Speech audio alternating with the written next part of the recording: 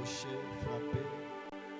Quelle belle mélodie ce soir qui enflamme nos âmes.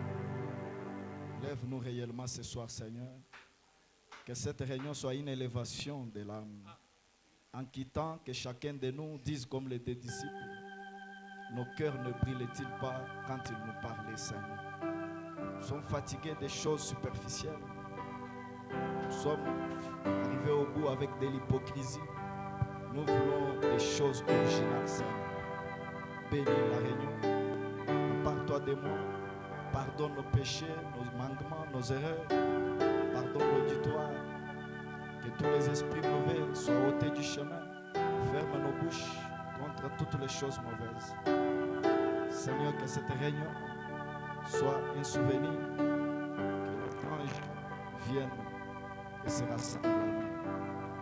Tout pour ta gloire, bénis ta parole. Au nom du Seigneur Jésus-Christ. Amen. Que Dieu vous bénisse. Bwana Mungu amibariki. Que Dieu vous bénisse. Bwana Mungu awabariki. Ouvrons nos Bibles. Tunaweza kufungula mabiblia zetu. Matthieu chapitre 6. Mathayo sura ya 6. Verset 12. Kistari cha 12. Nous lisons au nom du Seigneur Jésus-Christ. Tunakuwa nasoma mujina la Bwana wetu Yesu Kristo. Pardonne-nous nos offenses. Utusamee makosa zetu Comme nous aussi nous pardonnons à ceux qui nous ont offensés. kama vile tunayosamea Que Dieu wale bénisse wenye sa parole. utukosea. Veuillez vous asseoir. Mungu abariki usomo la neno yake, mnaweza Saluez kuikaa. votre voisin. Salimia mwenye Dis-lui kwa que pembeni Dieu te yako, bénisse. umwambie Bwana Mungu Dieu te akubariki. bénisse. Amen. Amen. Je suis content d'être au milieu de vous ce soir. Niko tena na furaha kujikuta hii magharibi katikati yetu. Pendant que j'apporte cette parole, Wakati niko mkuleta hii neno, veuillez vous souvenir de moi dans la prière. munawezi kunikumbuka ndani ya maombi. Nous sommes en train de parler sur une petite chose Tuko na semea pakale ka kitu kidoko intitulée le pardon. yenye tunaita usama. Je crois le vendredi, Naamini kwamba mkazi tatu le prophète nous avait dit nabii alituambia dans le message un super signe au point 50. mwile ujumbe alama ya juu kistari kama 15. Il a dit que comprenez-vous que ce sont les petites choses Alisema kwamba mnaelewa kwamba ni bile bitu kidoko zaidi que nous négligeons binye tunakuwa na sula, et que nous mettons de côté, binye tunakuwa na tia pembeni, qui ont une si grande signification pour Dieu. bio binakuwa na maana na bei mingi mbele ya Mungu. Parce que Dieu est trop grand, Juu Mungu ni mnene zaidi, mais il veille sur les petites choses. lakini ye anakuwa na keshea patule tubitu twa kidoko zaidi.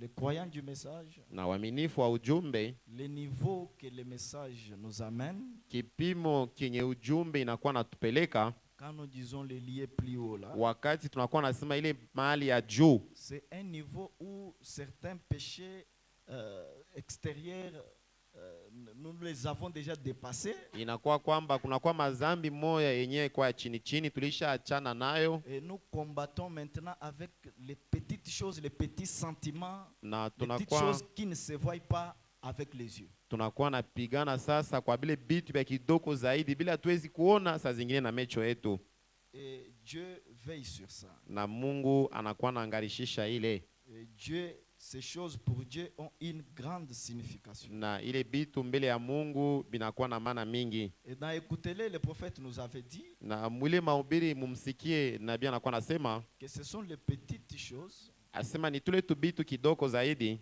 que nous perdons de vue, tule tunakuwa napoteza watu wenye atuangarishishe lwa karibu, qui dérangent notre grande foi. njo tule tubitu tunakuwa nazuiza imani yetu kubwa. Vous avez une grande foi, Huko na imani kubwa, mais si vous ne veillez pas sur les petites choses, lakini kama awangaikie patule tubitu kidoko, cette foi-là sera dérangée. ile imani itaribishwa. Alors je vous avais dit que je n'ai pas amené un message extraordinaire. Nilimiambia kwamba mishimletee ujumbe ya kipekee, Je n'ai pas amené de nouvelles citations que vous n'avez jamais entendues. Mi similete maandiko mupya ile mwe amuya sikiaka Ce kamwe. sont toujours les citations que les pasteurs vous prêchent tous ces jours Ni ici. paka maandiko yenye pastori anakuwa natubiri kila wakati. Et ce sont des choses que vous entendez sur les bancs. Ni bitu byenye mnakuwa nasikia pa mautepe. Mais je viens juste souligner, insister La- sur les petites choses. Lakini mimi nakuya tu njoo ya kukazia patule tubitu twa kidoko.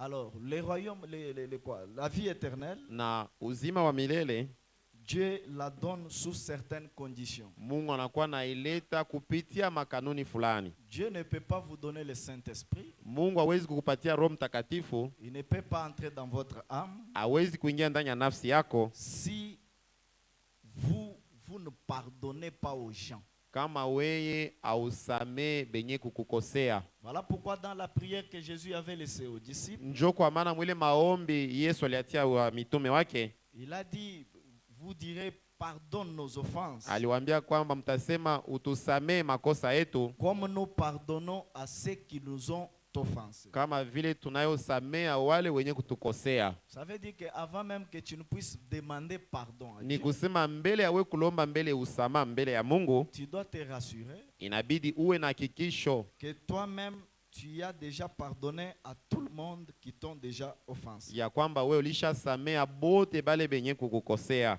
Amen. Amen. Et dans Matthieu 6 où nous avons lu, Na mu Mathayo sura ya 6 yenye tunatokea kusoma, il nous a été dit alituambia que si vous ne pardonnez pas aux hommes leurs offenses, ya kwamba kama mwe amsamee makosa kwa bale benye kumikosea, votre Père Céleste ne vous pardonnera pas aussi. na baba wenu mwenye kwa mbinguni hata misamea Il y a pia. des gens qui n'aiment pas pardonner. Kunakuwa batu benye bo abapendake Mais kusameana, ce sont les gens qui ne pardonnent pas, lakini ni bale batu benye kukatala qui kusameana commettent beaucoup d'erreurs. njo benye banakuwa natenda makosa Et mingi. ce sont ces genres de personnes Na ni hali ya bale batu bavile qui veulent souvent qu'on leur pardonne. njo benye banatakaka bo babasamee, Et Dieu ne peut pas vous recevoir dans ses bras na Mungu hawezi kukupokea mu mikono yake alors que vous avez des racines d'amertume dans le cœur. wakati we ungari na ile mizizi ya buchungu ndani ya moyo. C'est vrai que le prophète dit Ni ukweli nabii anasema que Dieu jette nos péchés dans la mer de l'oubli Mungu anakuwa natupa mazambi zetu mwile bahari ya kukosa ukumbusho, et que les hommes n'oublient pas certaines choses. na batu bo abasabwake bitu bingine. Cela ne veut pas dire que les hommes ne pardonnent pas. Haimanisha kwamba muntu ye hawezi kusameana. Vous pouvez vous rappeler d'une histoire macabre qui vous est arrivée dans la vie. Unawezi kukumbuka maneno ya mgumu zaidi ilikufikia maisha, Mais cependant, vous n'avez plus les racines d'amertume envers cette histoire-là. lakini hauna tena na ile mizizi ya buchungu kwa ile maneno ilishapitaka. Et vous pouvez trouver quelqu'un avec une certaine maladie, Unawezi kukuta muntu eko na magonjwa fulani, un cancer, eko na kansa, je ne sais pas quelle sorte de maladie. misijue ni magonjwa namna kani, Et la source de cela, lakini chemchemu ya ile c'est magonjwa parce qu'il a des rancines avec les gens dans son cœur. ni njuu eko mwenye kuchungiana ile chuki ndani ya moyo au kishilani, Surtout les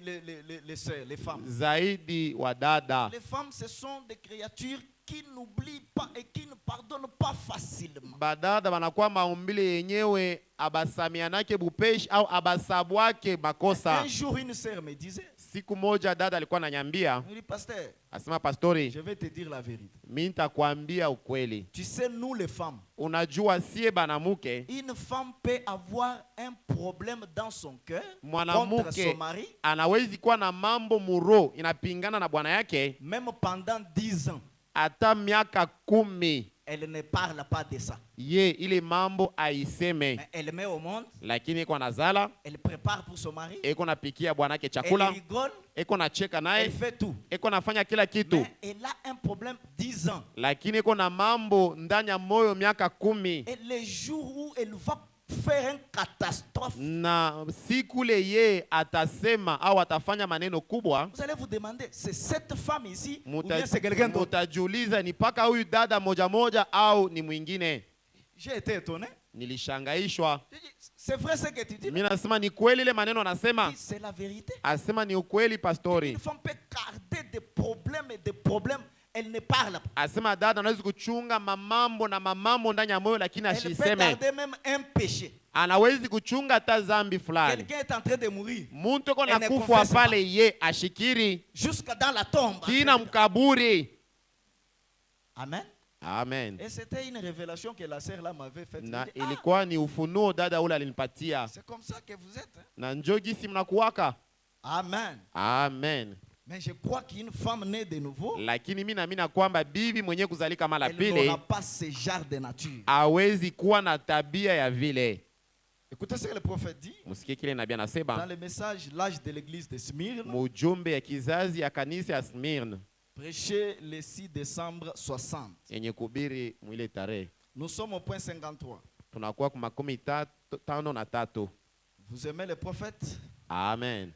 Il dit la seule chose qui importe, Asema kitu tu kimoja kenye kwa kia bei débarrassez-vous de toutes ces petites divergences, ni kuachana na ile kukosa kuona kwa pamoja, ces petits ismes, ile mamatengenezo au mankundi, ces petits sentiments bizarres ile mania yenye kwa ya mubaya que vous avez à l'égard des frères yenye unakuwa nayo mbele ya wanduku et des choses comme ça. na bitu benye kufanana na vile. Débarrassez-vous-en. Achana na bile bitu bya Est-ce que vile. quelqu'un dit amen? Amen.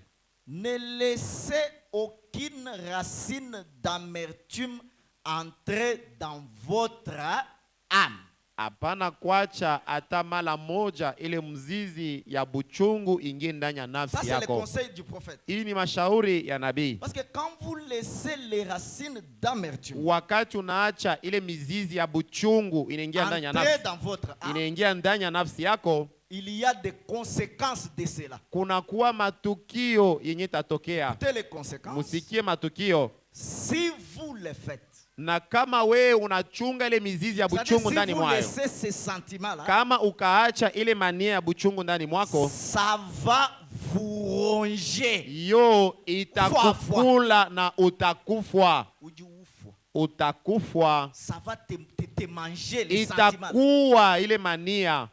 Peut-être tu as quelque chose contre quelqu'un, Saa zingine unachungia nduku maneno fulani, mais lui ne connaît même pas que toi tu as un problème. na ye ajue lwake asema uko na mambo fulani yenyewe Lui il unamchungia. marche librement. Yeko natembea lwake kwa Bonjour, huru. bien-aimé. Amjambo nduku, Mais toi tu as ton fardeau en train we de mourir uko na muziko yako yenye unakuwa jour après jour. siku kwa Et siku, cela est en train de te manger. na Ça te ile mange. iko na kula ndani mwako, Et ça te crée des problèmes, des na maladies. inakuwa Tu na n'as plus la kuletea paix avec Dieu. magonjwa, hauna na amani Tu na n'as Mungu, plus une atmosphère de la prière. hauna tena na ile hali Des ya choses et maombi des choses. ya bitu benye kuwa na kukula. Au moment où je parle, Na wakati niko je nasema, crois que quelqu'un est en train de se rappeler de mimi ces choses-là. najua kila mtu mwenye anakuwa nakumbuka bile bitu. Amen.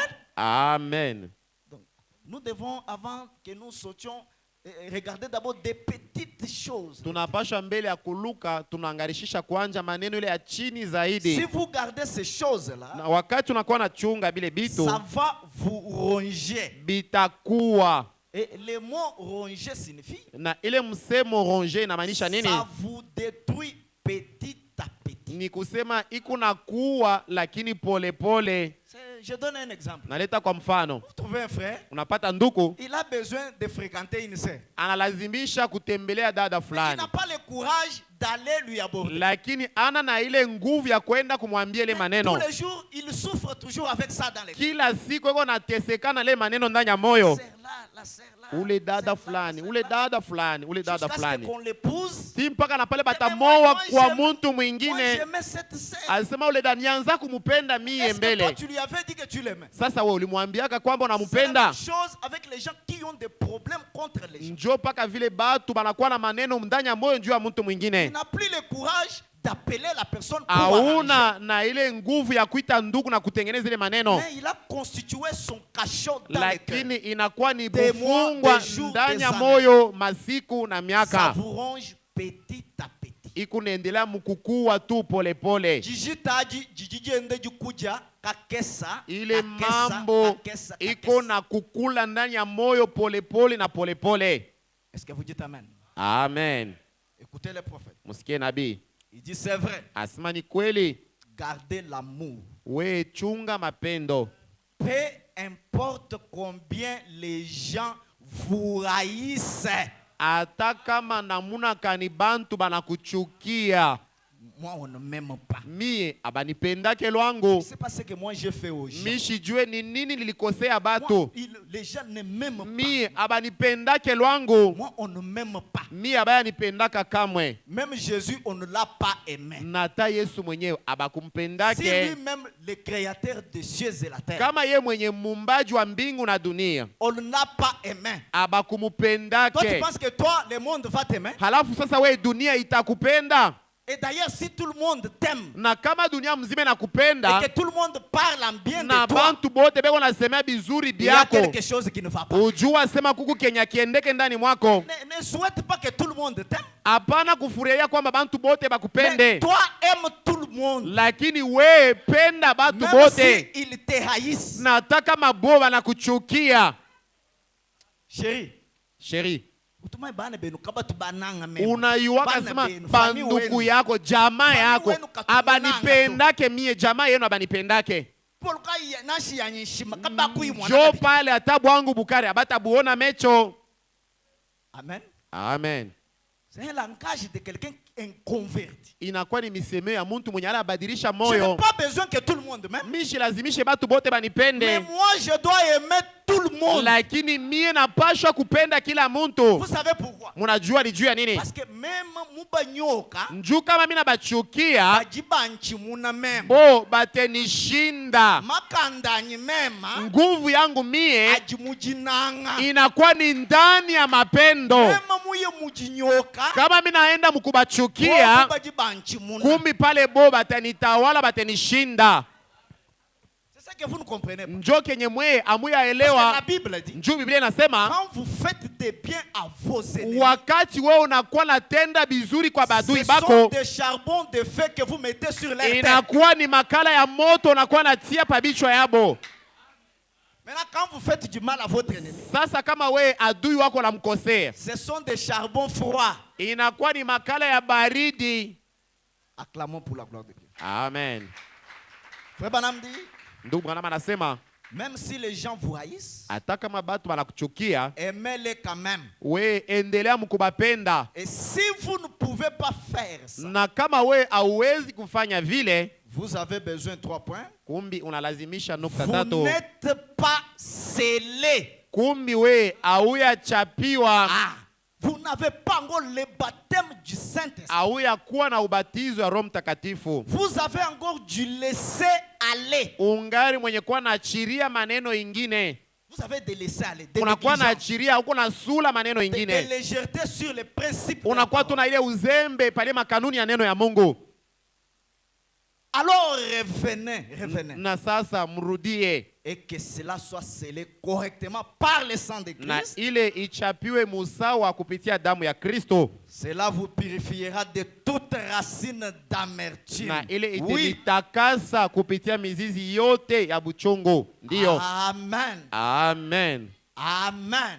Amen. Vous savez, le prophète dit, Mnajua nabii anasema, les réveils, vous ne venez pas les trouver à la chair. asema amsho amteikuta tokea mimbali. Les prédicateurs n'amènent pas les réveils dans sa mallette. Mubiri aletake amsho ndani ya sakoshi yake. Mais c'est vous-même qui devez amener les réveils à l'église. Lakini ni wewe ndio unapasha kuleta amsho Vous kukanisa. commencez avec les réveils dans vos foyers. Amsho iko Dans vos naanzia maisons. mu majamaa Dans zenu, mu vos manyumba vies. yenu, mu maisha yenu. La sœur amène le feu, Dada analeta moto, le frère amène le feu. ndugu analeta moto, Et ensemble, na pamoja nous constituons la grande colonne de ndio feu. tunatunga ile nguzo kubwa la Et moto, cela crée une atmosphère. na ile itazala hali fulani katikati yetu. Amen. Amen. Mais si dans nos maisons, Lakini kama mu manyumba yetu, dans nos vies quotidiennes, mu maisha yetu ya kila nous siku, n'avons pas de communion, d'amour sincère, hatuna na ile unyofu au ile mapendo ya il n'y a unyofu, pas de pardon. hakuna usama,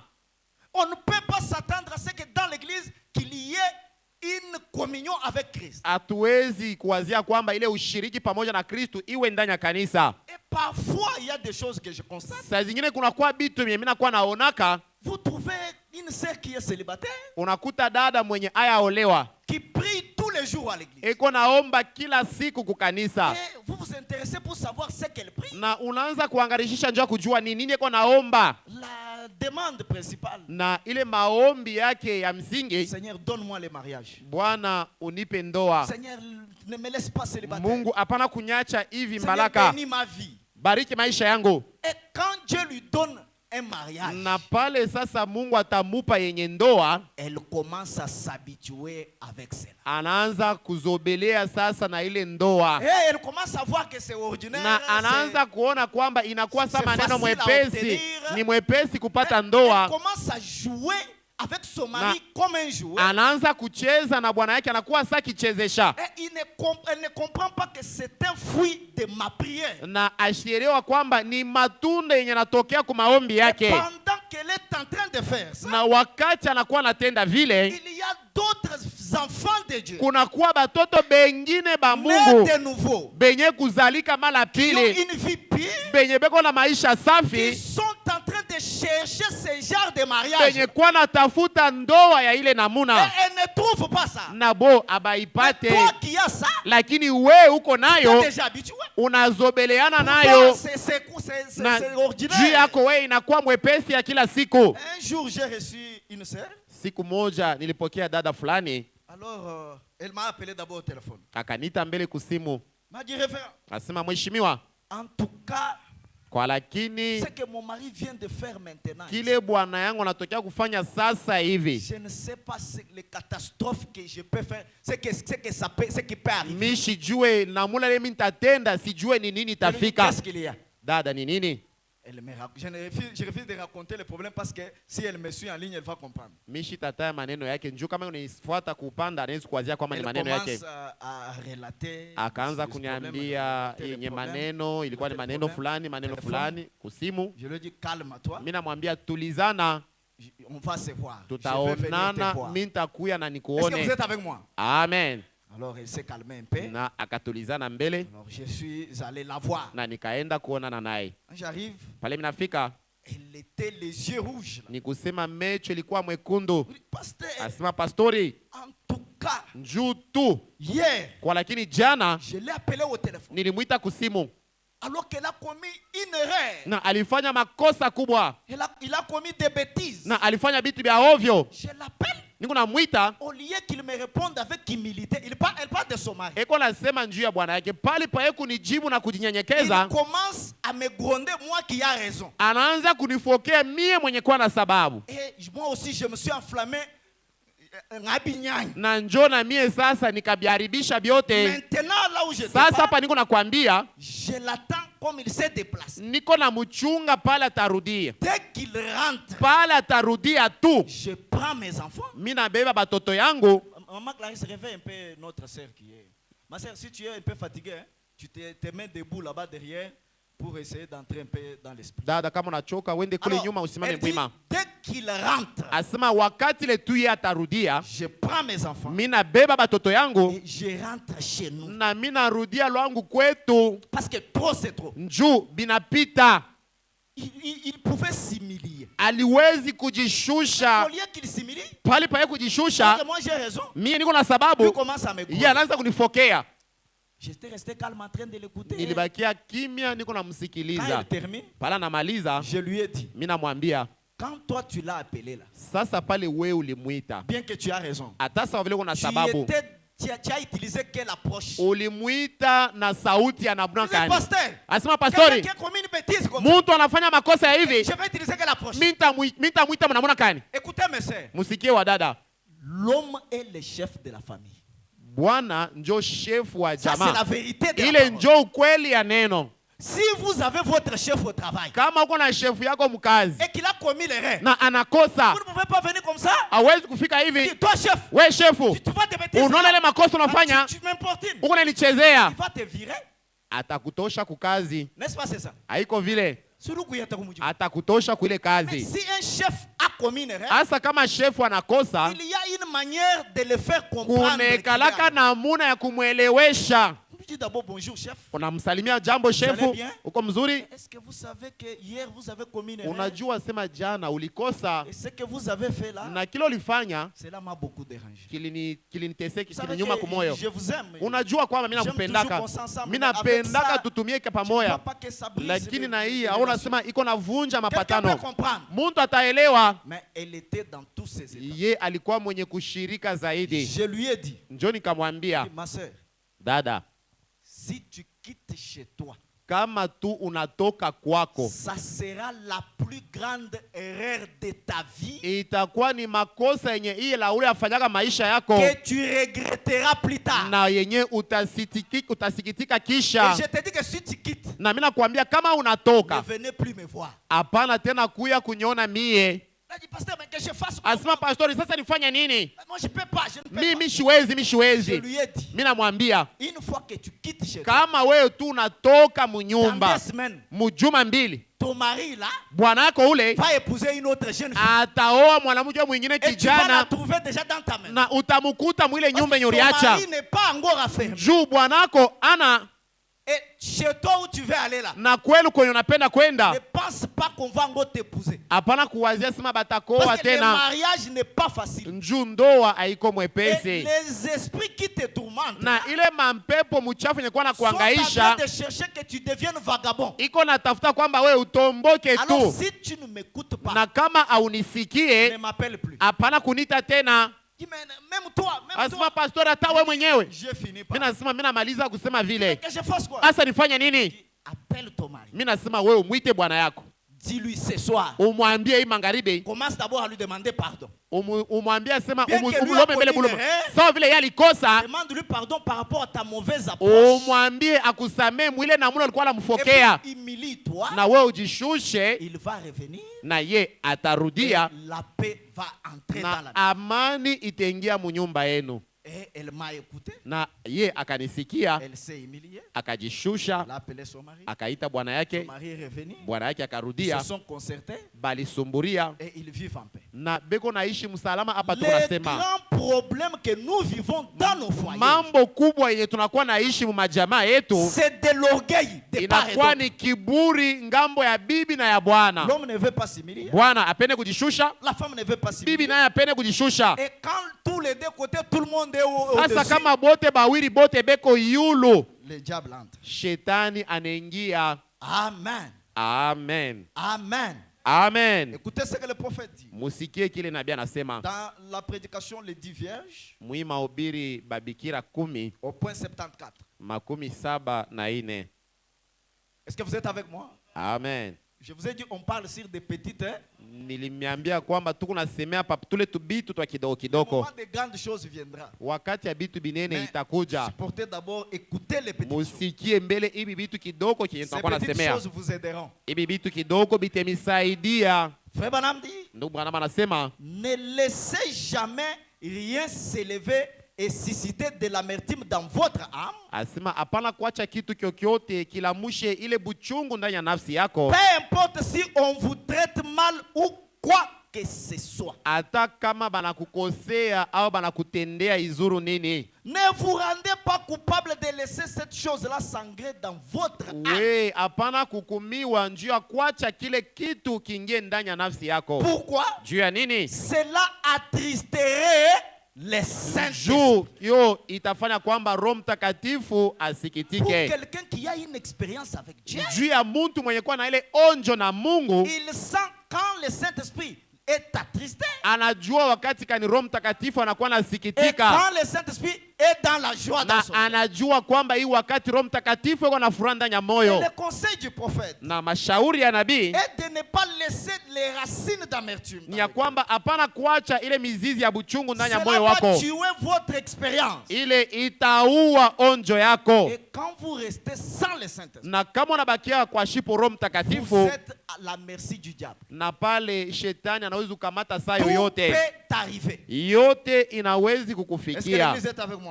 Amen. Parce que nos armes à nous, juu manafsi zetu, c'est le pardon, inakuwa ni usamaha, l'amour, mapendo, l'humilité, kujishusha, kunyenyekeza, la paix, la longanimité, amani, uvumilivu. Ça, ce sont les armes des chrétiens. Ile njoo inakuwa masila ya Wakristo. Mais les démons, Lakini mampepo mchafu yo, ils n'utilisent pas les mêmes armes que nous utilisons. Bo abatumiake ile masila moja moja saa yetu. Et ils utilisent les armes de la haine, Bo wanakuwa natumia chuki, de la méchanceté, wanakuwa natumia makali, de la médisance. wanakuwa natumia kudharau. Si toi tu empruntes cette Na voie-là, kama unachukua ile balabala, tu es fichu. unajua kwamba unaepuka kwako, nenda pembeni. Vous savez une chose? Unajua kitu fulani, Vous pouvez connaître que telle personne est une sorcière. unawezi kujua kwamba ndugu fulani ni mlozi. Même dans votre famille, vous pouvez connaître que dans notre famille ici, il y a telle grand-mère ou telle tante ou tel oncle qui est vraiment sorcier. Hata mujama unajua sema sangaji, muyomba, ndugu fulani anakuwa na bulozi. Maintenant, vous commencez à prier dans votre cœur. Sasa unaanza kuomba ndani ya moyo wako, pour qu'il meure, pour que la famille soit en paix. njua kwamba ule mlozi akufwe na jamaa ibakie na salama. Et quand vous apprenez qu'il est mort, na kama unasikia kwamba alikufwa, wafu vraiment, anakufa, aliteswa bantu sana huyo. Wafu vraiment. Anakufwa kumbi. Ni nani ule anakufwa? Ni nkambo au sangaji fulani. Vile anakufa wako tutapumzika.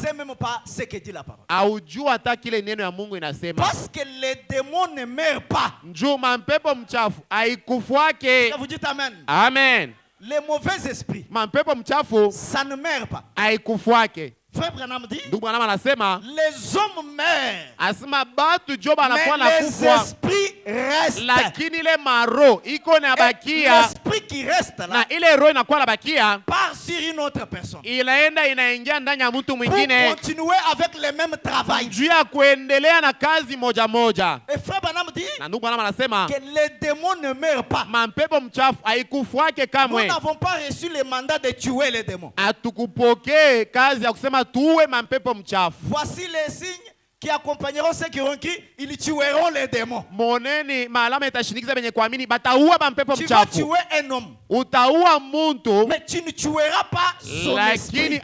hautaua ile roho yake. Est-ce que vous dites amen? Amen. Comme aujourd'hui les gens s'empoisonnent en Sa désordre. leo bantu wanakuwa natiliana mansumu Par namna la yote haine. kupitia Tu vas chuki. tuer celui-là. Utaua ule kupitia chuki. Mais d'abord, tu ne peux pas le tuer si Dieu n'a pas terminé avec lui. Mbele hautamuua kama Mungu ayamalizana naye. Parce que c'est Dieu qui a le pouvoir de vie des gens dans sa Juni main. Mungu njoo na mamlaka ya uzima ya mtu mikono Et il yake. est le maître de tous les esprits. Na ni yeye ndio mwalimu wa kila maro. Toi, tu es un esprit. We uko roho. Mais Dieu est le maître de ton esprit. Lakini Mungu ni mwalimu wa maro yote. Alors tu peux tuer quelqu'un. Unawezi kuwa mtu, Son esprit là, lakini ile roho yake viendra sur quelqu'un d'autre. itarudia pa mwili ya mtu mwingine. Vous voyez, il y a un ministre Constant Mutamba ici. Mnajua kuku ministre huyu kama ni Constant Lui-même Mutamba. s'est dit qu'il est l'incarnation de Lumumba. Yeye mwenyewe eko anasema kwamba vile eko njoo vile Lumumba Il alikuwaka. croit que l'esprit là de Lumumba n'est pas Eko mort. na wazee sema roho ya Lumumba ikukufa inaingia ndani Et c'est mwake. comme ça avec les mauvais esprits. Na njoo vile na mampepo mchafu. Même si celui que tu es là meurt, Hata kama ule ona chukia anakufwa, le combat là ne va pas terminer. ujua sema vita iko naendelea. Le diable va susciter toujours quelqu'un d'autre Shetani ataleta tena mtu qui mwingine va continuer avec le même mwenye travail. ataendelea na ile kazi moja moja. Nous, notre pouvoir, Yetu c'est mamlaka de chasser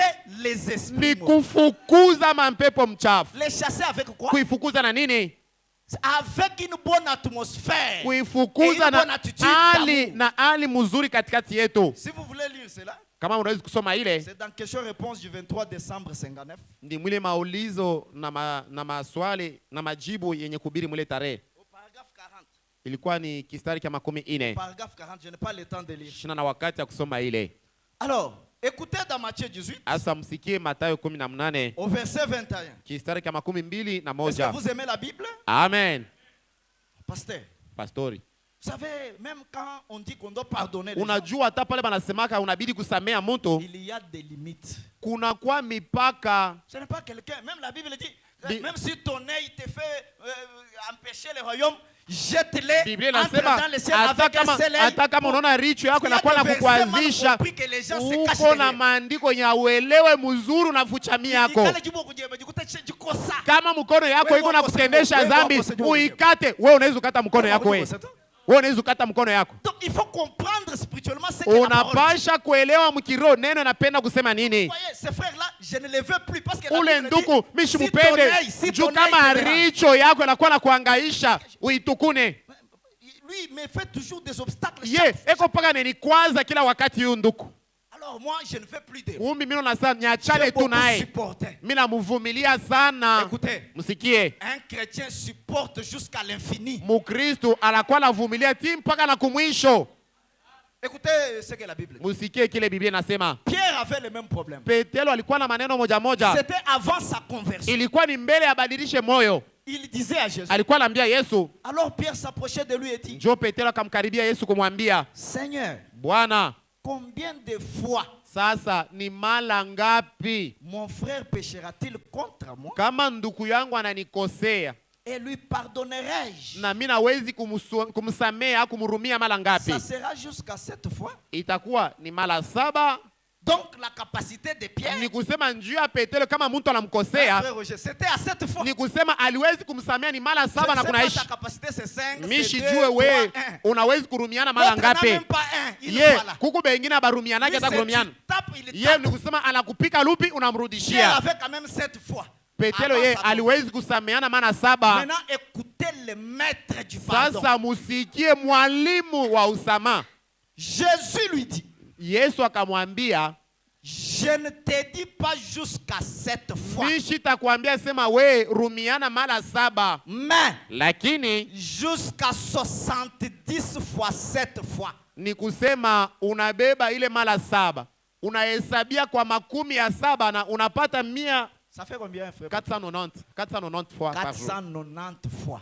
Sasa we unawezi kusamea muntu mara 490. Nani ashakukusamea anakukosea mara 490 mushiku moe? Même ton chéri ou ta chérie. Ata mwenye bwana yako au bibi yako.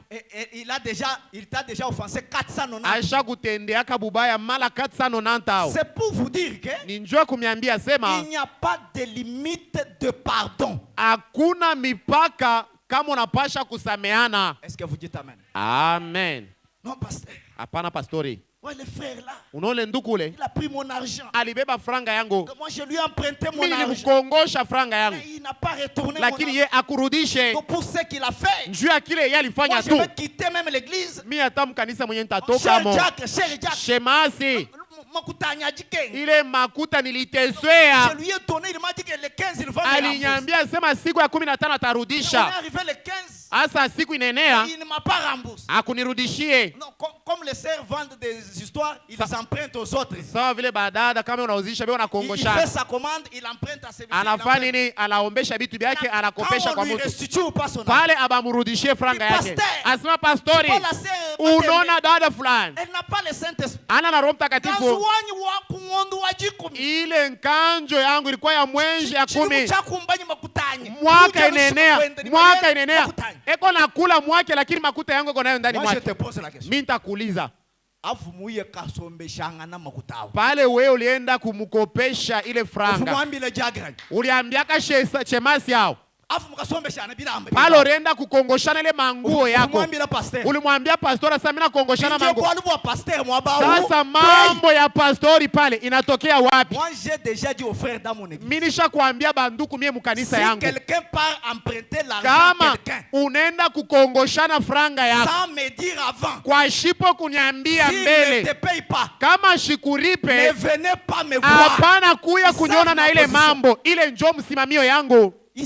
Banajua sema njoo vile mimi nasema. Njoo vile mimi nekalaka.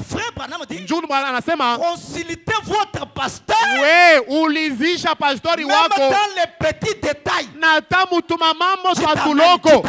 Amen. C'est la parole, non? Ni neno, sema amina. Napenda niambie muuze mampa. Ujumbe njoo tutubitu tuloko. Unafanya yako mambo awaambie pastora au shemasi. Pale binakuwa nguvu. Shemasi pastori wangu. Hapana. Mimi nakwambia bwana wende mishina na wakati njoo maneno hivi. Njoo au kuishi mbele neno. Njoo vile mimi nebambiaka. Siku mwa nduku anakuya. Il avait son argent. Alikuwa na franga yake. Il m'a appelé pasteur. Anaita pastori. Je vais Mimi napenda kufanya kazi fulani. Sasa mimi nawezi kufanya ile kazi hao. Mimi namwambia patientez-moi, je prie d'abord. Univumilie kwanza niombe Mungu. Je peux pas te donner une réponse comme ça. Sitakupatia jibu sasa hivi njoo unaniita. Maintenant, asa il était impatient. Akukwe na uvumilivu. Il voulait que moi je lui dise alipenda nimwambie wewe kauze manguo na uanze kuuzisha mishi fanyake vile 4 jours 5 jours masiku tu 4 au 5. J'apprends qu'il est allé donner à notre frère toujours de l'église. Nikaelewa sema akabeba franga yake anaenda kupatia ndugu mwingine ndani ya kanisa. Ils ont commencé à faire les activités. Na bakaanza kufanya biashara. Un autre frère est venu me dire. Ndugu mwingine anakuwa unyambia. J'ai fait semblant, je laissé. Mimi nafanya saa mishi jue langu nishikulize. Nikabakia kimya. Un mois. Mwezi moja. Et quelques semaines. Na majuma chache. Ça commence à barder maintenant. Abiendeke tena. Maintenant quand il a donné au frère là. Sasa pala alipatia ule ndugu franga. Il lui a dit. Alimwambia. Ne parlons pas au pasteur. Hapana kuambia pastori. Lui aussi à qui il a donné dit oui. Yeye na yeye ule balipatia franga anasema ndio shitamwambia. Il lui rembourse plus maintenant. Sasa pale ndugu ashimrudishie franga yake. Maintenant lui dit. Njoo anakuwa kumwambia. Je vais aller appeler le pasteur. Mimi nenda kuambia pastori. L'autre frère lui dit. Mwingine anamwambia sema wewe shurinyambia akasema tushimwambie pastori. Sasa unapenda twende tukamwambie. Amen. Amen. Il lui dit venez vraiment me frapper, moi je n'ai pas l'argent. Asema kuya kumbe nipike njoo makuta ya kushina nayo. Il a eu le courage de m'appeler. Pale njoo akapata nguvu ya kuniita nayo. Tu sais que pastori unajua nikabakia tu anasema ti. Je dis OK ça. Mimi nasema mzuri nduku. On verra ça. Tutaona ile maneno baadaye. Voyez des choses comme ça. Munaona vitu vya hivi. Plusieurs croyants badibenza malwa kumakanda. Baaminifu mingi banafanyaka maneno ya kunguvu. Est-ce que vous pouvez dire amen? Amen. Parce que la parole dit. Njoo neno inakuwa nasema. Consultez votre pasteur. Ulizisha pastori wako. Vous faites tout sauf ça. We biote uko nafanya lakini kumulizisha mulizisha. Wakati mambo yanakuya. Le pasteur ne peut pas dormir encore. Pale pastori ana tena na salama. Vous voyez ça? Munaona ile? Vous voyez ça? Munaona ile? Et c'est l'attitude de beaucoup de gens. Na njo ali ya batu mingi. Si ça réussit, kama binaendeka, on ne parle pas au pasteur. Hautamwambia pastori sasa binaendeka. Pala biendeke. Pastori. Commencez à vivre d'abord ce que la parole dit. Anzia pombele kuishi kile neno inasema. Message ya nungu amen moni. Ujumbe ya hivi maami na yote inapotea. Amen. Ni neno ya Mungu itu kunasema ni neno. Les frères font des voyages. Banduku bebo na safiri banafanya vitu. Frère Tumbela ukaji kukolwezi. Atashika paka ni ndugu fulani alishakwenda kukolwezi. Sasa ndugu kukolwezi. Quand il y a l'accident là-bas. Palo napata msiba. Shemasi ni kukolwezi hapa. Kukolwezi umukenza. Kule kukolwezi ulienda kufanya ko nini? Parlons des petites choses. Tuseme patule tumabintu kidoko kidoko. Applaudissons pour la gloire de Dieu. Amen.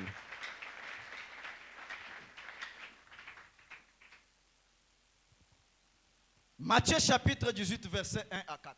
Mathayo 18 kistari cha kwanza na cha 4. Écoutez ce que la Bible dit. Musikie kile Biblia inasema. En cette heure-là, na mwile wakati les disciples vinrent à Jésus. Watume wakakuwa mbele ya Yesu. Disant, benye kwa namwambia, qui donc est le plus grand dans les royaumes des cieux? Ni nani mkubwa mfalme wa mbingu? Et Jésus ayant appelé auprès de lui un petit enfant. Na Yesu akaita mtoto kidoko mbele yake. Il le plaça au milieu d'eux. Akamutia katikati yao akasema, en vérité, je vous dis. Asema mukweli namiambia. Si vous ne vous convertissez, kama mwe amubadilishe mioyo, ne devenez comme les petits enfants, na amukue sa huyu mtoto kidoko, vous n'entrerez point dans le royaume des cieux. Amutaingia kamwe mufalme wa mbingu. Quiconque donc s'abaissera, na wote ule mwenye atajishusha comme ce petit enfant, mpaka sa huyu mtoto kidoko, celui-là est le plus grand. Ule njo mkubwa zaidi. Pourquoi Jésus a répondu comme ça? Juu ya nini Yesu alijibia vile? Qui peut me répondre? Pourquoi Jésus a répondu comme ça? Juu ya nini Yesu alijibia vile? Qui comprend? Nani anaelewa? Jésus a répondu comme ça. Yesu alijibu hivi parce que le petit enfant juu mtoto kidoko ne garde pas la rancune dans son cœur. Ashuchungianaje kishilani ndani ya moyo. Prenez un enfant de 3 ans. Beba tu mtoto wa miaka 3, miaka 4, miaka 5. Tu peux le fouetter. unampika mfimbo. Après tu lui dis, kisha unamwambia 5 minutes après, dakika 5 kisha tu lui dis donne-moi les kobele. Unamwambia unipatie ngobo pale. Il va prendre, il va te atenda na beba ngobo nakuletea. Lui-même peut venir auprès de toi, maman bonjour, yeye mwenyewe atakuwa anakuwa kusalimia sasa, mama mimi nakupenda. Le royaume des cieux na ufalme wa mbingu est comparable à quelqu'un qui a eu un état d'âme comme celui d'un petit enfant. Inalinganishwana na hali ya nafsi ya mtoto wa hii namuna. Une personne qui oublie facilement. Ule muntu mwenye kuwa na sababu mnamuna mwepesi. Une personne qui pardonne facilement. Muntu mwenye kuwa eko na rumiana mnamuna mwepesi. C'est celui-là le plus grand. Na ule njo mkubwa zaidi. Est-ce que vous dites amen? Amen. C'est cette personne-là qui ne réfléchit pas trop. Ni ule muntu hawezi kufikiri mara mingi njuu ya kusameana. Avec trop de préjugés. Anakuwa anajiwazia vitu mingi. Unaona pale kwa nasema hivi, ni kusema anapenda kuonesha hivi. Ni kusema pale kwa nasema hivi ni njuu ya mambo fulani. Na ndugu Branham anasema les préjugés c'est un démon. Asema kule kuwaziana ni mpepo mchafu.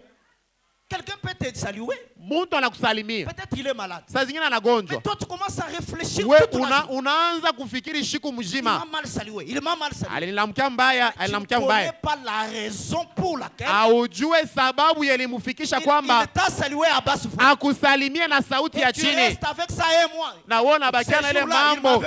Siku fulani alilamkia mbaya. Siku fulani alilamkia mbaya. Ufalme ya mbingu. C'est pour celui-là qui est comme un enfant. Iko nalingana na ule anakuwa sa mtoto kidogo. Que tu me salues. Kama nilamkie. Que tu ne me salues pas. Au kama unisalimie. Moi je t'aime toujours. Mimi nitaendelea na kukupenda. Alléluia. Amen. Acclamons pour la gloire de Dieu. Et pour pardonner quelqu'un, na njuu ya kusamea mtu, ça ne demande pas qu'on ait raison. Ailombe ya kwamba weye uwe na sababu. Pour aller arranger quelque chose. Au njuu ya kwenda kutengeneza kitu fulani. Ça ne demande pas que toi tu aies raison. Aiombe ya kwamba wewe ukwe na sababu. Que tu aies raison ou pas. Uwe na sababu au hapana. Écoutez dans les messages, les conférences. Musikie hii ujumbe mazungumuzo. Prêché le 28 février 60. Enye kubiri mwile tarehe. Au point 38 le prophète dit. 38 nabii anasema hivi. Considérez la décision. Asema angarishisha kwanja ile mipango. Parfois.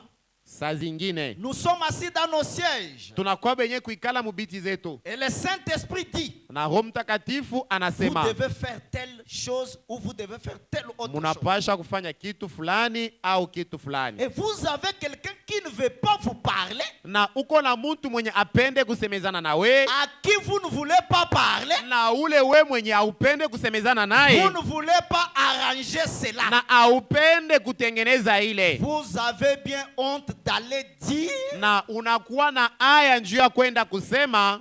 Que vous ayez tort. Ya kwamba uwe na sababu au hapana. Que vous ayez tort. Uwe na sababu. Lisons ensemble. Au hapana. Que vous ayez tort ou pas. D'aller dire. Kwenda kusema. Frère. Ndoko. Pardonnons-nous. Tusameane. Et parlons-en. Na tuseme pa yenye mambo. Même si tu as tort. Ataka mawe hauna na sababu. Même si tu n'as pas tort. Ataka hauna na nkosa mwile mambo. Mais si tu es un fils ou une fille. Lakini kama uko mtoto mwanaume au mwanamke wa Mungu. Tu dois avoir le courage d'aller vers ton frère. Unapasha kuwa na ile nguvu ya kwenda kuonana na ndugu yako. Et lui dire. Na kumwambia. Frère. Ndugu. Pardonnons-nous.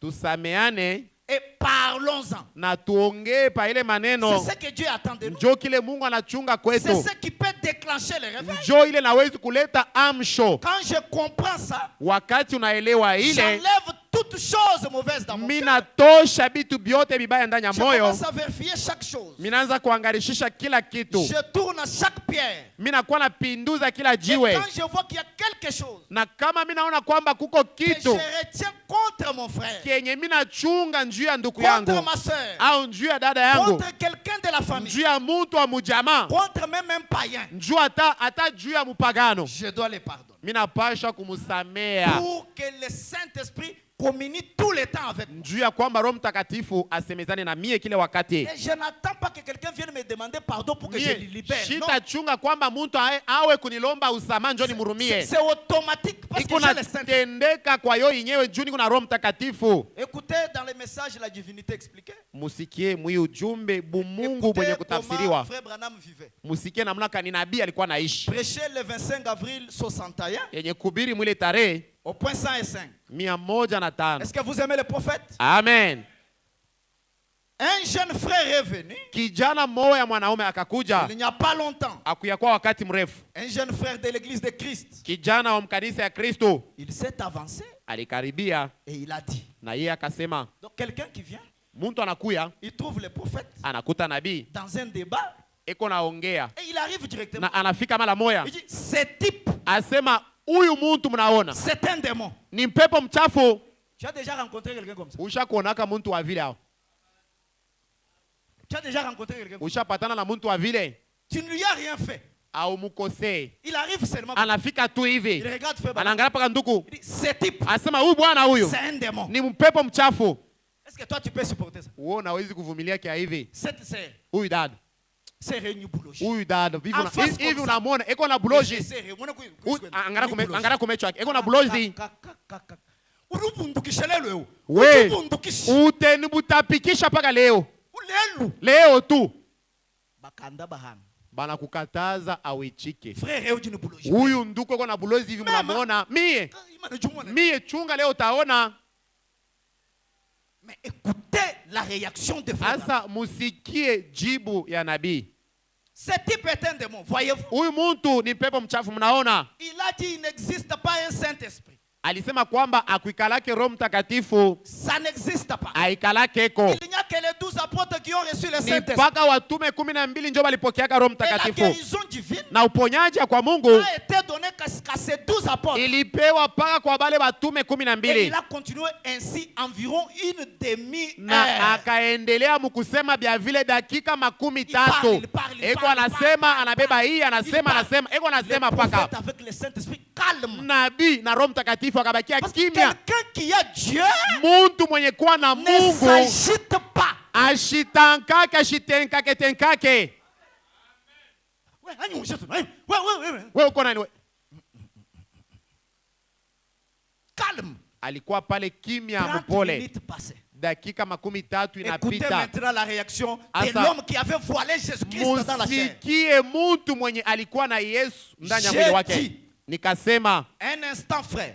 Dakika kidogo nduko. Je pense que vous devriez me donner juste une occasion de défendre ceci, voyez-vous. Mimi napenda unapaswa unipatie wakati na mimi niseme eko. Vous avez dit que vous parlez quand la Bible parle. Unasema kwamba unasema wakati Biblia inasema. Et vous vous taisez là où elle s'était. Na utekala kimya wakati Biblia inabakia kimya. Il a dit. Na njoo akasema. C'est ce que nous faisons. Njoo vile tunakuwa nafanya. J'ai dit. Njoo nikamwambia. Maintenant. Sasa hivi. Vous avez dit qu'il n'y a pas les 12 apôtres. Unasema kwamba wale watume 12 abana hako. Qui ont reçu le Saint-Esprit. Benye balipokeaka Roho Mtakatifu. Mais la Bible a dit qu'ils étaient 120 dans la chambre haute. Asa Biblia inasema kwamba alikuwa 120 ndani ya chumba juu. Wakati Roho Mtakatifu alishuka. Des femmes et tout. Banaume na bengine. Je vous prie de me dire, pensez-vous que Paul n'avait pas le Saint-Esprit? Sasa unapenda kuniambia kwamba Paulo hakukuwa na Roho Mtakatifu? Et il a reçu longtemps après ça, voyez-vous. Alipokea masiku kisha ile wakati. Et vous avez dit que le don de guérison n'a été donné qu'aux 12 apôtres. Na wao nasema ile uponyaji ilipewa kwa watume 12. Mais Étienne est descendu là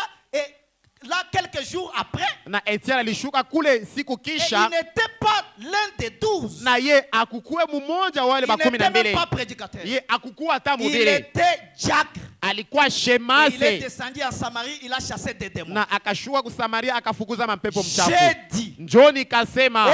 Oh frère. Oh nduko. C'était le grand silence juste là où il était obligé d'observer. Écoutez ilikuwa ni kimya ile alibakia mkusikiliza. Et après cela, na kisha ile j'ai dit, njoo nikamwambia, je vous pardonne. Mimi nakusamea.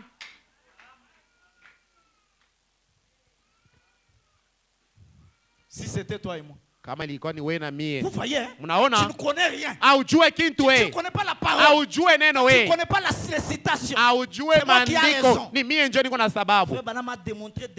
Ndugu Branham anaonesha maneno yote. Kisha il a dit au frère, anamwambia yule ndugu, je te pardonne. Mimi nakusamea De m'avoir taxé de démons. Njuu ya vile ulisema niko mpepo mchafu. Parce mchafu. que je suis sûr. Njuu niko na hakikisho. Vous n'en aviez pas l'intention. Ya kwamba we au kukwe na mawazo ya kunisema Frère vile. Branham ne l'a pas seulement pardonné. Ndugu Branham akumusamea paka. Mais il lui a même justifié. Na akamhesabia haki. Toi tu veux que Dieu te justifie. Wewe unapenda Mungu akuhesabie haki. Tu ne justifies pas les autres. Sasa wewe awahesabie haki watu wengine. Alimwambia, je comprends que tu n'avais pas l'intention. Mimi naelewa kwamba we au kukwe na mawazo ya kunisema vile. Écoutez maintenant. Musikie sasa. Et puis quand il fut au bout, na pale akafika kumwisho, il s'est approché. Akakaribia. Il a dit, njoo akasema, il y a une chose que je peux dire.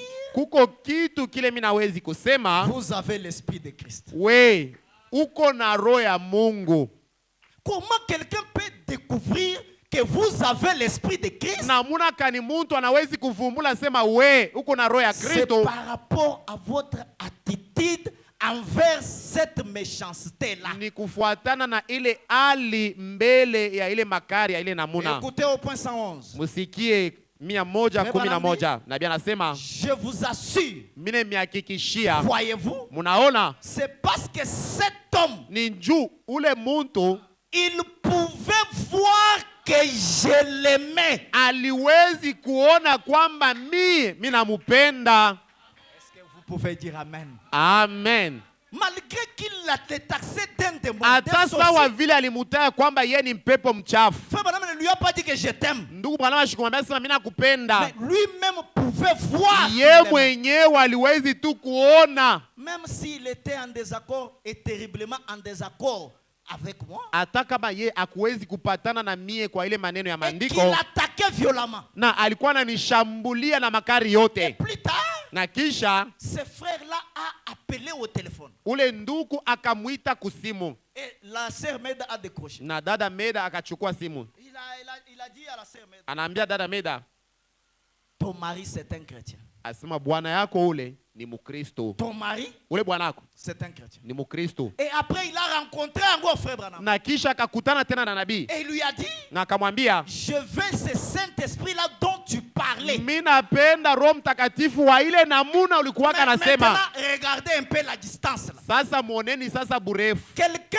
qui taxait le prophète d'un démon. Mwenye alikuwa anasema nabii asema eko na mpepo mchafu. Après il avait une semence qui pouvait recevoir le Saint-Esprit. Kisha alikuwa na mbeko yenye aliwezi kupokea Roho Mtakatifu. Voilà pourquoi toi et moi, njoo kwa maana mie na mwe, nous ne parvenons pas à gagner des âmes à Christ. Atufikake mukuinia Kristu banafsi. Parce que nous ne supportons pas la contradiction. Njoo atuvumiliake batupinge.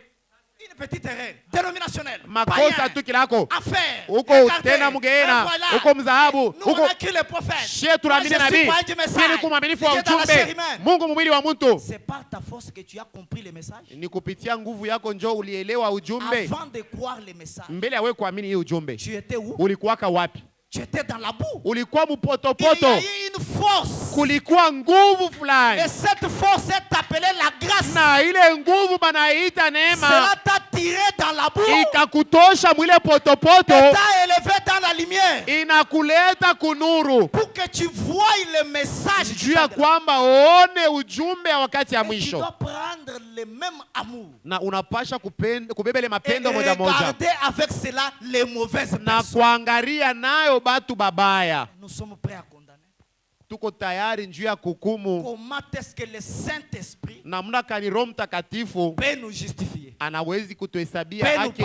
Anawezi kutusamea. Ce soir, hii magharibi, ma prière, maombi yangu, et que le Dieu de frère Branham, ya kwamba ule Mungu wa nabii aide mon frère, asaidie ndugu, aide ma soeur, asaidie dada, qu'il nous donne la capacité. Atupatie ile uwezo. Qu'il nous donne une vraie expérience. Atupatie onjo ya kweli. De supporter les faibles. Ya kuvumilia badhaifu. De pardonner les mauvaises personnes. Ya kusamea batu babaya. Peu importe ce qu'ils nous ont fait. Ata kama alikufanya nini. Même si on me hait. Ata kama banakuchukia. Moi je dois continuer à les aimer. Mimi napasha kuendelea mukubapenda. Peu importe leur état de l'âme. Ata kama nafsi yao inakuwa namna gani. Je dois descendre dans la boule. Mimi napasha kushuka mwile potopoto. Si je vous raconte comment je parviens à gagner une personne à l'église, vous ne pouvez pas imaginer. Kama mimi nimeambia namna kani mimi nafikishaka nafsi moyo moyo kukanisa. C'est pas facile de gagner un péché. Haina mwepesi kuwina mtenda zambi. Vous trouvez les gens lakini unakuta batu beko na kwa mkanisa. Incapable d'appeler quelqu'un à l'église. Ashina natana nguvu ya kualika tu mtu moja. Il commence à semer les désordres dans l'église. Lakini unakuwa naleta mvuruko ndani ya kanisa. Pour faire fuir les autres qui sont venus là. Njia kukimbisha wale wenye balikuya. We utajibiaka mbele ya siku ya hukumu. Un tel comportement. Kama uko na tabia ya vile. Prends les choses d'ici, tu parles unabeba mambo ya huku, unabeba ya huku, unapeleka huku. Wakati nafika wa nduku. Où le feu de l'évangile. Kwenye moto ya injili. Doit tuer les péchés dans nos cœurs. Inapasha kuwa zambi ndani ya mioyo yetu. Ce qui nous manque ce soir. Ile netupusa hii magharibi. C'est une vraie expérience. Inakuwa ni onjo ya kweli. Vous savez. Munajua. Eli le Tishbite. Ule Eli wa kutishbit. Il était dans une caverne. Alikuwa mwenye kuficha mafasi fulani. En train de chercher une expérience. Eko na tafuta onjo. Et quand il était dans cette caverne. Pala alikuwa muile ile ali. Il y a eu le tremblement. Kukakuwa kutikizika kwa bulongo. Un grand tremblement. Ilikuwa kutikizika kubwa. Qui avait bougé même la terre. Wenye ilitikiza ile fasi alikuwa. Même la caverne avait bougé. Na kale kachumba kalitenka. Mais cependant. Lakini Dieu Mungu n'était pas dans le tremblement là. Akukue mukule kutikizika. C'est bien, le Saint-Esprit peut venir sur le corps. Roho Mtakatifu kama anashuka kumwili anaweza kutenkesha mwili. Mais ce n'était pas ça. Lakini aina ile njoo ilikuwa Mungu. Eli était patient. Eli aliendelea mkuchunga. Il n'a pas sauté sur le tremblement. Akutoke analukia kule kutikizika. À un certain moment. Wakati moja. Il y a eu le feu. Kukakuwa moto. Moto shuka. Ça va chauffer ce soir. Itakuwa kivukutu leo. Ça va chauffer. Itakuwa ni moto. Il y a eu le feu. Moto ikakuwa. Il y a eu un grand feu. Ilikuwa moto kubwa. Il a peut-être consumé les arbres. Saa zingine inachoma manafsi. Cependant, lakini le grand Dieu du ciel ule Mungu wa mbingu n'était pas dans le feu. Akukuwa mu ile moto. Et Eli le Tishbite, na ule Eli wa kutishbit, comme il était une semence prédestinée, vile alikuwa ile mbeko yenye kutangia kutayarishwa. Je me représente Eli. Niko najifikiri Elia dans ces rochers là. Mu ile mwamba. Il testait chaque expérience alikuwa avec son cœur. Eko na pima onjo yote na moyo wake. Quand le tremblement passe, pale kutikizika kunapita, Eli tremblait. Elia katenka. Mais après, lakini kisha il ne sentait pas un changement. Asikusikia kubadilika. Oh my. Amen. Quand le feu passe, pale moto napita, ça pouvait le consumer iliwezi kumuchoma naye. Mais Eli, lakini Elia ne sentait pas la paix. Akusikia amani. Alléluia. Amen. Pourquoi? Juu ya nini? Il était une semence prédestinée. Alikuwa mbeko yenye kutangia kutayarishwa. Si c'était un pentecôtiste, kama alikuwa ni wa kimpenta wa leo, il allait se réjouir. Alipasha kufurahi. J'ai vu Dieu. Mimi naona Mungu. Mimi naona Mungu. Mimi naona Mungu. Mais Eli, lakini Elia savait alijua comment Dieu se révèle. Namuna kani Mungu anakuwa anajifunua. Alléluia. Amen. À un certain moment, wakati moya Elia, dans cette douceur d'attente, mu ile upole ya kuchunga, il a senti, akasikia, il a entendu, alisikia un murmure. Ilikuwa ni mununguniko ya upole et léger. Na mupepeo. Ce n'était pas le bruit. Haikukue makelele. Ce n'était pas le feu. Haikukue moto. Ce n'était pas le tremblement. Haikukue kutikizika kwa bulongo. Mais Elia a senti le murmure alisikia ile mnunguniko ya upole. Et c'est cela na ni ile qui accompagnait Elohim le fort. Ilikuwa nashindikiza Mungu aweze yote. Na ndugu Branham anasema c'est dont l'église a besoin. Ile kanisa la lazimisha. Ce sont pas des tremblements. Haina kutikizika.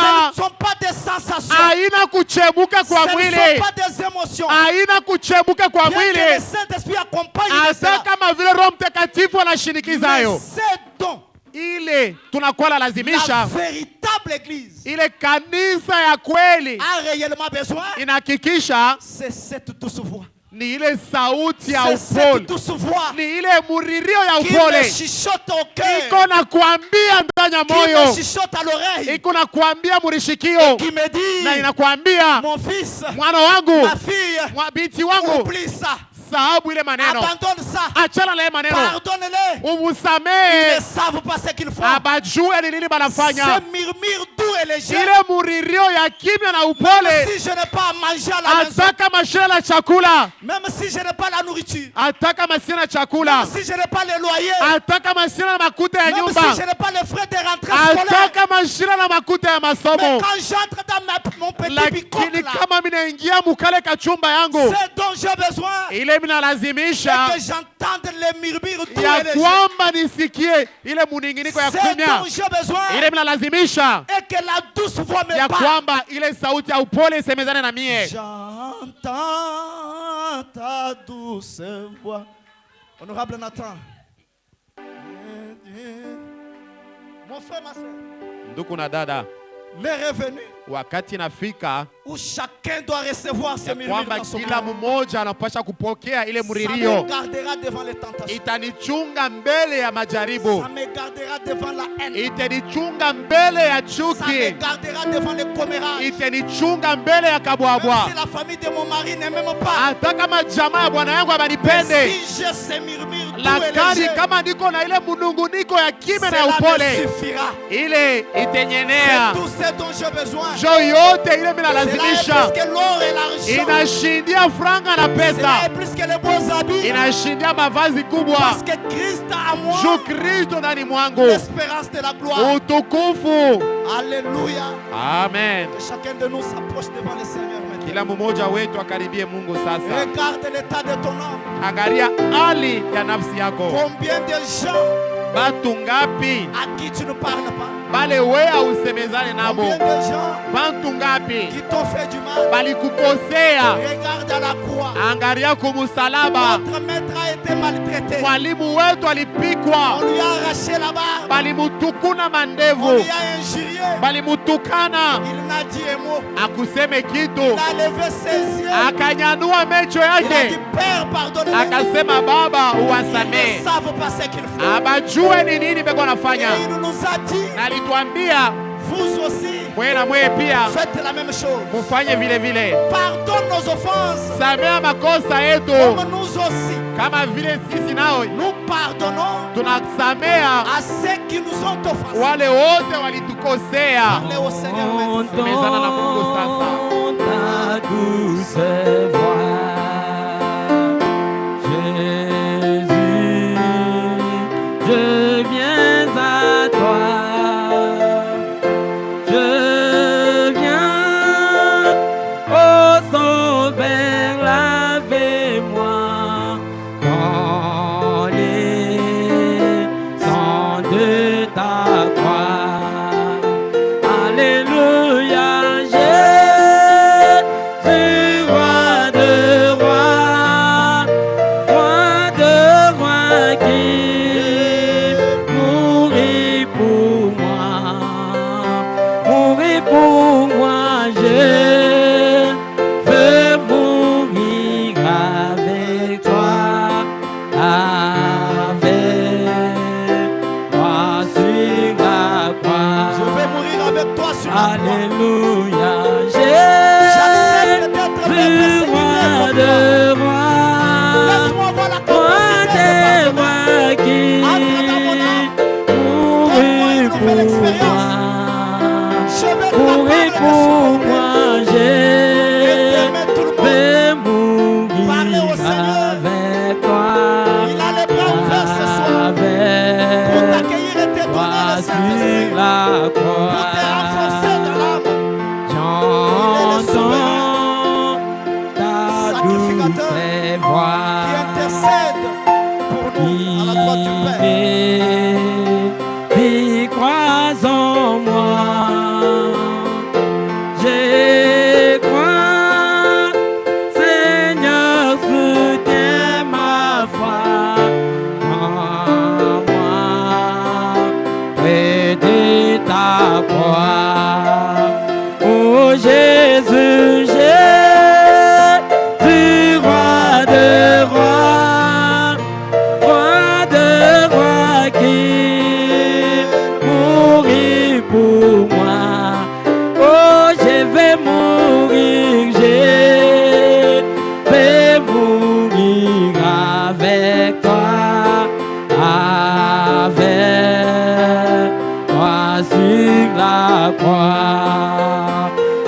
Jésus, Jésus, roi de rois, qui mourit pour moi, je vais mourir avec toi sur la croix. J'entends ta douce voix. Elle pénètre en moi et me dit d'aimer comme toi, de l'amour de la croix. Alléluia, Jésus, roi de rois, qui mourit pour moi, je vais mourir avec toi sur la croix. J'entends ta douce voix. Toi qui mourus pour moi, Seigneur, que je m'unisse à toi dans la mort par la foi. Alléluia, Jésus, roi de rois, qui mourit pour moi. Alléluia, je vais mourir avec toi sur la croix.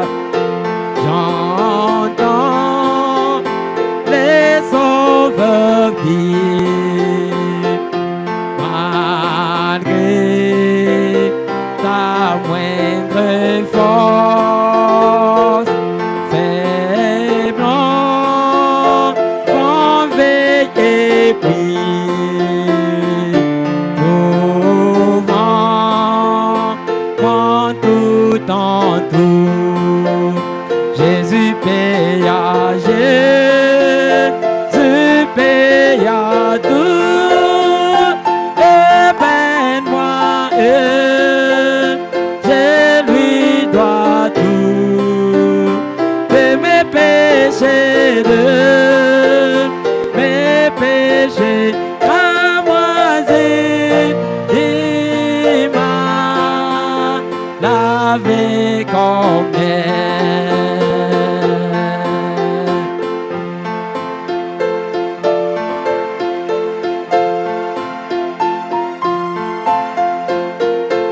je lui donne tout. De mes péchés cramoisis, Jésus m'a lavé comme neige.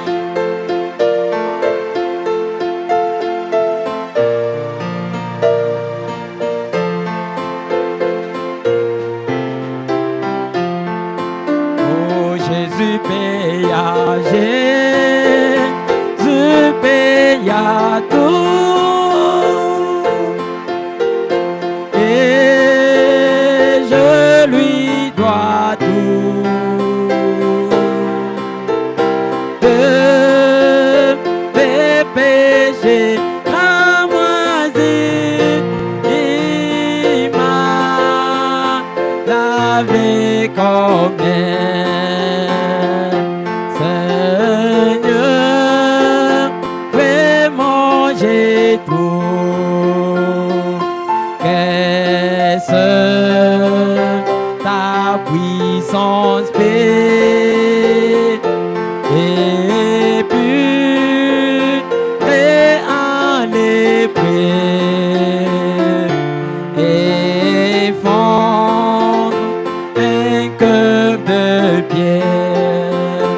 Jésus paya, Jésus paya tout pour ma vie et je lui dois tout, je lui donne tout de mes péchés ramoisis, il m'a lavé comme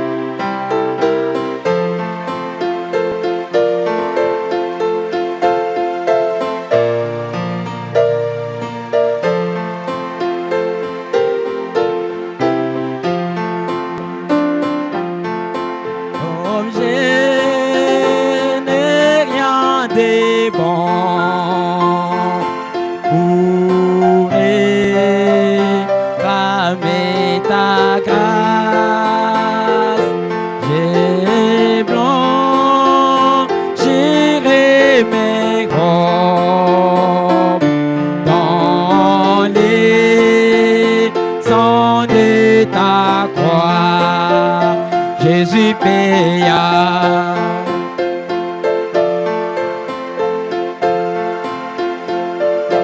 Et moi, je lui dois tout de mes péchés, ramoisis, il m'a lavé comme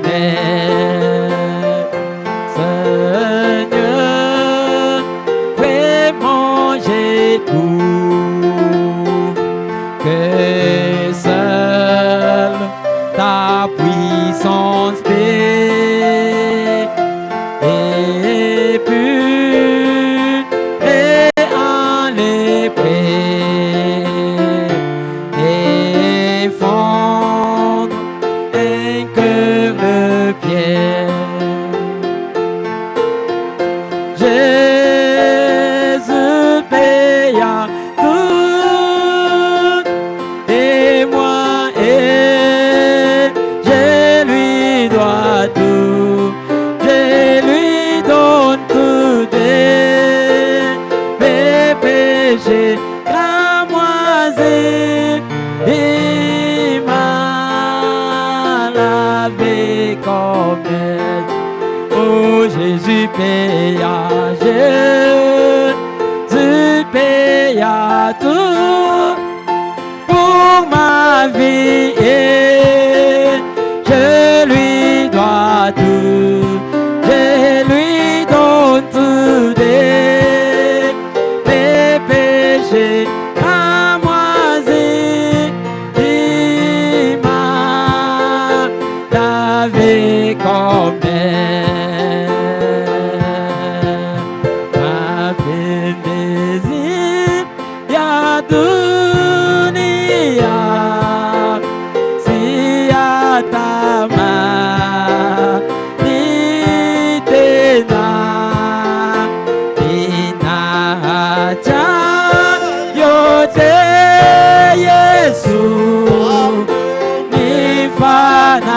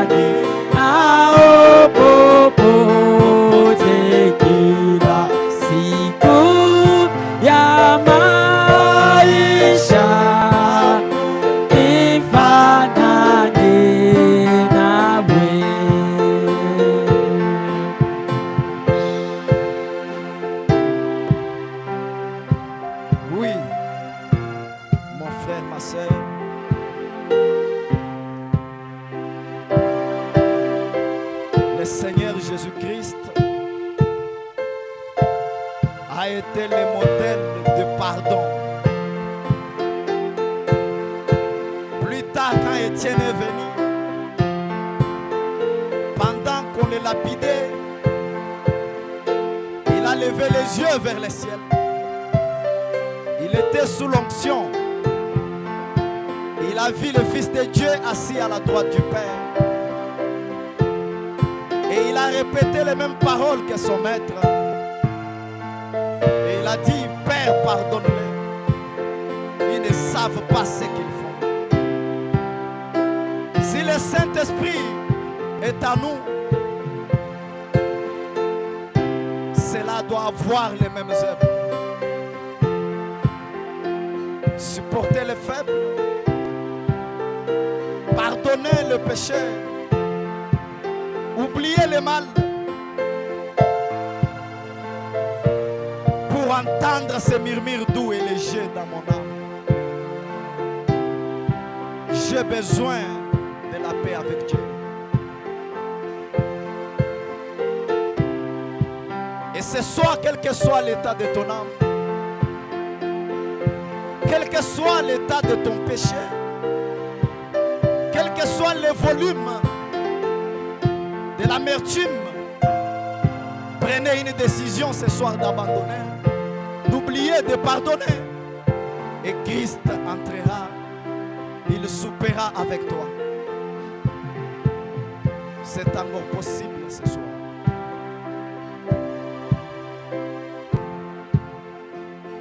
Dieu est notre Père. Toi qui es riche en miséricorde, toi qui es lent à la colère, Seigneur, quand nous regardons les choses que tu tolères, Seigneur, nous comprenons combien tu es grand, Seigneur. Quand nous regardons, Seigneur Dieu Tout-Puissant, ces jours-là, Daniel Kiri, qui a percé les jugements de Dieu, qui pensait être quelque chose, et quand il est entré dans cette lumière du grand soleil, il a vu tous les petits mensonges innocents apparaître. Et selon la justice céleste, il pouvait totalement être condamné et rejeté. Mais il a entendu une douce voix. Il a entendu une voix comme celle d'une mère, Seigneur. Parce que la mère a toujours eu l'affection de ses enfants.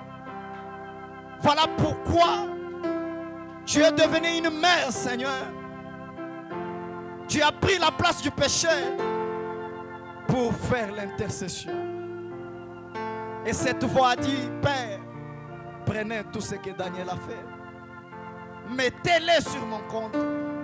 Parce que sur la terre, Daniel avait pris position pour moi. Cet esprit qui était en toi, Seigneur, a toujours été un esprit de pardon. A toujours été un esprit d'amour, Seigneur. Car toi, tu nous as aimés quand nous n'étions pas aimables, Seigneur. Tu nous as aimés quand nous étions dans les péchés les plus noirs, Seigneur. Tu nous as cherchés. Et Frère Branham dit, je compte sur nous pour que nous continuions avec cette œuvre de la croix pour aimer ceux-là qui ne peuvent pas être aimés. Ce soir, Seigneur, alors que cet évangile est sorti sans gants, que ce soit moi-même qui prêche et cet auditoire, nous sommes concernés, Seigneur. Rien d'impur n'entrera dans le royaume des cieux. Seigneur, ce soir, tu es un Dieu 3 fois saint. Les anges se couvrent les visages dans ta présence et qui n'ont jamais péché. Qu'en est-il de nous, Seigneur?